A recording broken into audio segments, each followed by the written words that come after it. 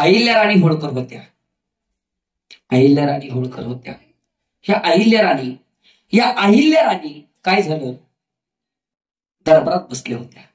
अचानक अहिल्याराणींचं दरबार रंगला होता आणि त्या दरबारामध्ये अचानक वार्ता आली, ओ ओ राणी सरकार ऐकलं का, ओ राणी सरकार ऐकलं का. एका हत्याऱ्यानं गौमाता आताच व्याधी होती, त्या गौमातेला तिचं लेकरू, ती गौमाता त्या लेकराला चाटत होती. पण अचानक एक रथवाला आला, एक गाडीवाला आला, एक बैलगाडी घेऊन आला, छकडा घेऊन आला आणि रथ हाणताना झालं असं, ओ अहिल्याराणी त्या गाईच्या लेकराच्या अंगावरनच किंवा त्याने रथ घातला.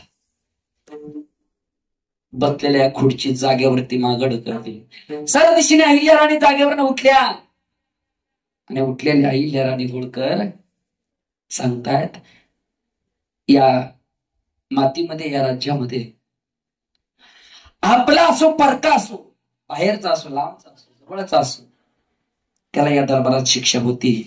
जो न्यायाच्या विरुद्ध वागतो त्याला 100% शिक्षा होती. झालं असं म्हणून त्याला कोण आहे तो अनाथ्याला, जे गाईच्या लेकराचे हाल झाले, गाईच्या लेकराच्या तिंदाळ्या झाल्या, जसं गाईचं लेकरून तरपडून मेलणार तसंच ते मेलं पाहिजे अनाथ्याला. ऐकताय ना. रथ अंगावर घालणारा दुसरा कोण नव्हता, अहिल्याराणी होळकरांचा चिरंजीव होता. मुलगा होता. प्रत्येक शिपाय एकामेकाकडे बघायला लागलं.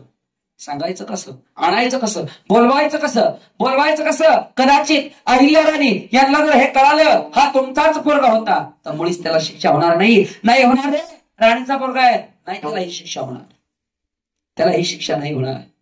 अरे कोणी मोठा असो, लहान असो, बारका असो, परका असो, घेऊन या त्याला, असं म्हटल्याबरोबर एक सावकार तिथून उठले. ते सावकार उठलेल्या खुर्चीवरून अहिल्याराणी बरोबर बोलायला लागले, राणी सरकार दुसरा तिसरा कोण नाही येतो, तुमचा मुलगा आहे.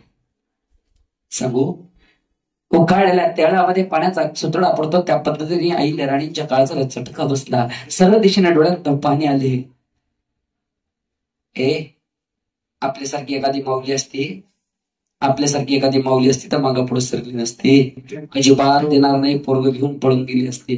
अहिल्याराणींनी मारलेल्या खुर्ची मागं सारली, लात मारलेली खुर्ची मागं सारली. माझ्या या अहिल्याराणीने लेकराला पुढे घेतलं. अरे पसंत झोपवून त्या रस्त्यावरती अडवा आणि घाला त्याच्या अंगावरून गाडी.